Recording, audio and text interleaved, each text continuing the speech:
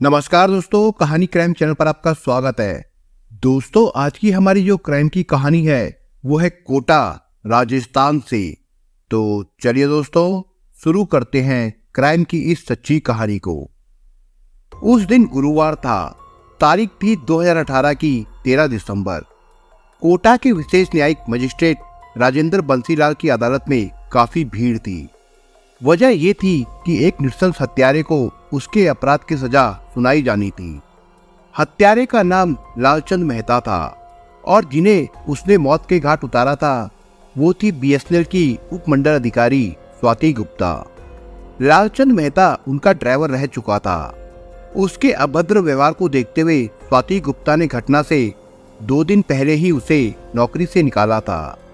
3 साल पहले 21 अगस्त 2015 की रात को लालचंद ने स्वाति की हत्या उनके घर के बाहर तब कर दी थी जब वो ऑफिस से लौटकर घर पहुंची थी। लालचंद ने स्वाति गुप्ता पर चाकू से 10-15 वार किए थे। इस केस के गवाहों के बयान, पुलिस द्वारा जुटाए गए सबूत और अन्य साक्ष्य अदालत के सामने पेश किए जा चुके थे। दोनों पक्षों के वकीलों की जिरह भी हो चुकी थी।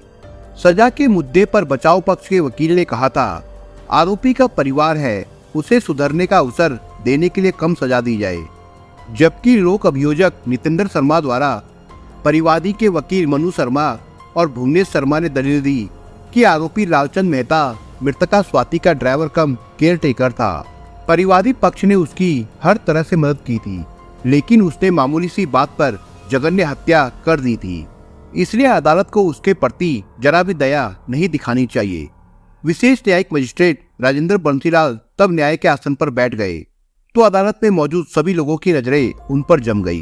न्यायाधीश ने अपने 49 पेज के फैसले की फाइल पलटते हुए कहना शुरू किया, अदालत ने इस केस के सभी गवाहों को गंभीरता पूर्वक सुना, प्रस्तुत किए गए साक्ष्यों को कानून की कसौटी पर परखा, बचाव पक्ष और अभियोजन पक्ष की सभी दलीलों को सुना, तकनीकी साक्ष्यों का अध्ययन किया। पूरे केस पर गंभीरता पूर्वक गौर करने के बाद अदालत इस नतीजे पर पहुंची कि लालचंद मेहता ने स्वाति की हत्या बहुत ही नृशंस तरीके से की थी। यहाँ तक कि जब उसका चाकू हड्डियों में अटक गया तब भी उसने चाकू को जोर से खींचकर निकाला और फिर वार किया। निस्संदेह ये उसका गंभीर, जघन्य और हृदय विदारक कृत्य था। इस केस का निर्णय जानने से पहले आइए जान ले कि 35 साल की स्वाति गुप्ता को क्यों अपनी जान गंवानी पड़ी थी। बुधवार 20 अगस्त 2015 को रिमझिम बरसात हो रही थी। रात गहरा चुकी थी और तकरीबन 9 बज चुके थे। बूंदाबांदी तब भी जारी थी। आकाश को देखकर लगता था कि देर सवेर तूफानी बारिश होगी। कोटा शहर के आखिरी छोर पर बसे उपनगर आरके पुरम के थाना प्रभारी जयप्रकाश बेनीवाल तूफानी रात के अंदेशे में अपने सहायकों के साथ रात्रि गश्त को टालने के बारे में विचार कर रहे थे। तभी टेलीफोन की घंटी से उनका ध्यान बट गया। उन्होंने रिसीवर उठाया तो दूसरी तरफ से भर्राई हुई आवाज आई, सर, मेरा नाम दीपेंद्र गुप्ता है। मेरी पत्नी स्वाति गुप्ता का कत्ल हो गया है। हत्यारा मेरा ड्राइवर कम केयर टेकर रह चुका लालचंद मेहता है। हत्या की खबर सुनते ही थाना प्रभारी के चेहरे का रंग बदल गया। उन्होंने पूछा, आप अपना पता बताइए। E25 सेक्टर कॉलोनी आरके पुरम। ठीक है, मैं फौरन पहुंच रहा हूँ, कहते हुए थाना प्रभारी ने फोन डिस्कनेक्ट कर दिया। बेनीवाल पुलिस फोर्स के साथ उसी वक्त घटना स्थल की तरफ रवाना हो गए।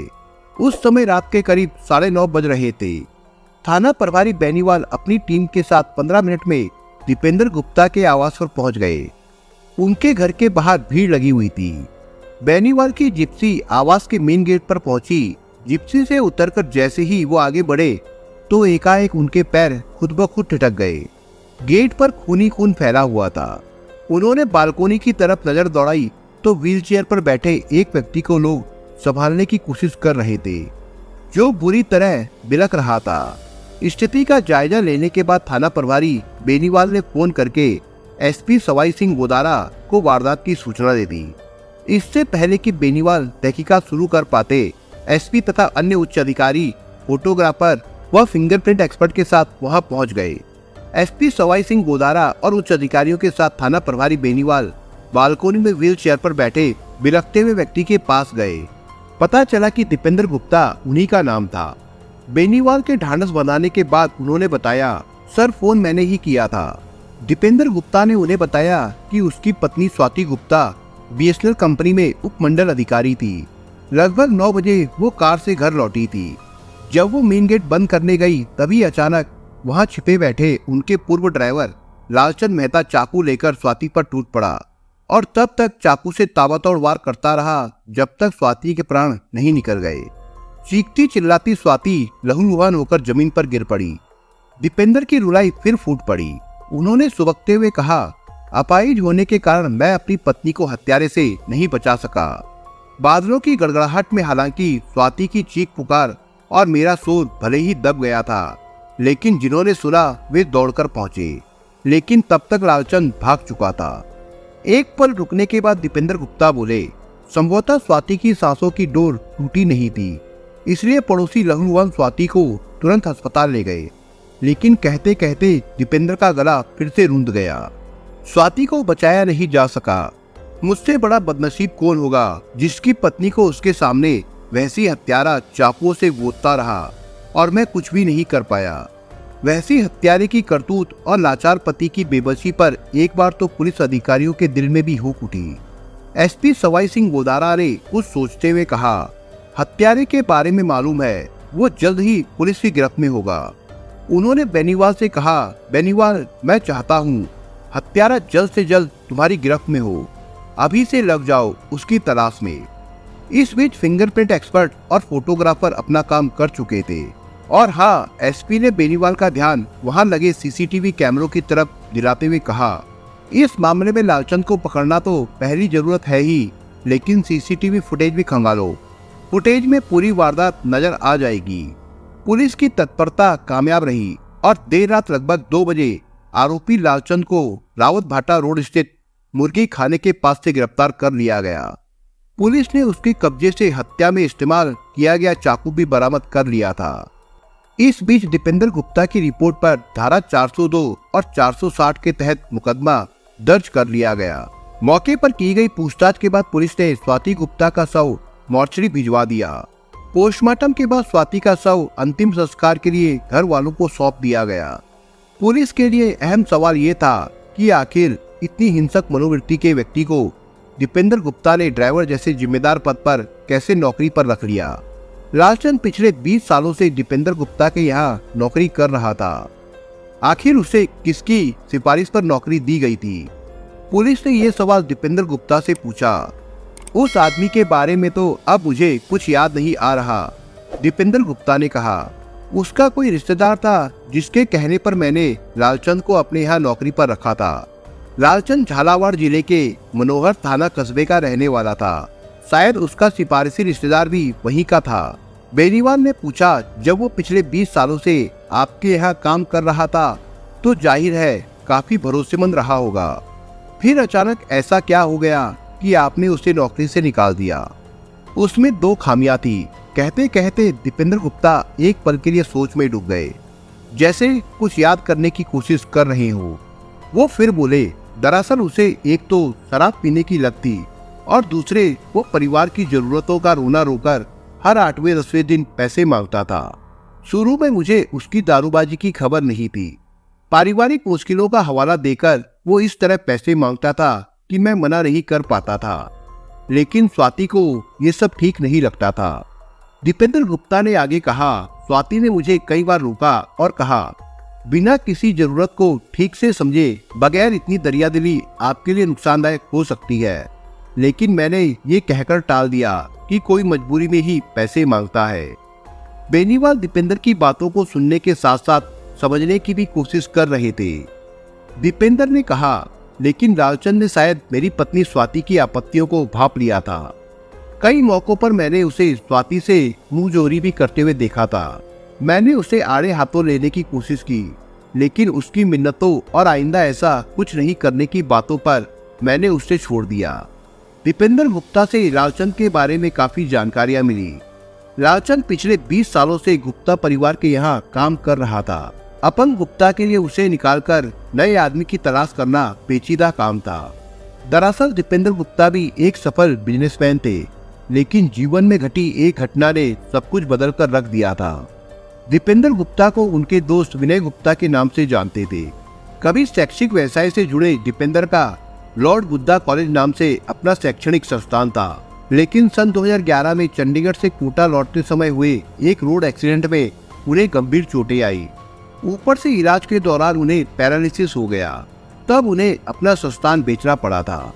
उनकी पत्नी स्वाति गुप्ता उपमंडल अधिकारी थी, जिसका अच्छा खासा वेतन घर में आता था।